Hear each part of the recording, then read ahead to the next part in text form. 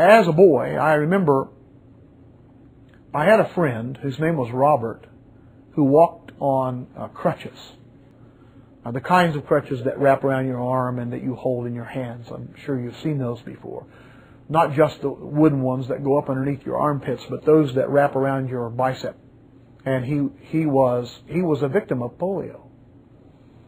Had braces on his legs. In our little community, most people treated him with kindness and respect. I remember, however, in the 5th grade we had a bus driver who either needed an attitude adjustment like we talked about earlier, or just needed to get a life because he had a bad attitude. He yelled at students all the time. I know these people get nervous driving bus. It has to be a horrendous job. But he screamed at people, had little patience for any young person. Why he drove a bus, I'll never understand, other than maybe he just needed the money. But when Robert would try to get on the bus, this man would get so angry. And I remember one day, he grabbed those crutches from Robert and threw them up on the bus, and then lifted Robert up. He could do it. He was a big man, and shoved him up on the bus.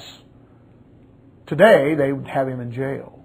But in those days, it was all up to him how he treated us, what he did to the students, and how he talked to them.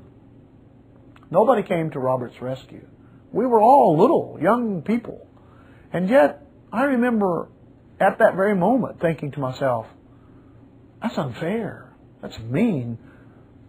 This guy, he needs somebody to correct him. Of course, if I were to see something like that now, I would report it immediately. No one else saw it but the children, those of us who were riding the bus. But I'll never forget what Robert said when he finally sat down. I was sitting with him on the bus. He said, you know, this guy needs converted. I think Robert and his family were faithful churchgoers, and he just developed that as the resolution to the problem. But maybe Robert was right.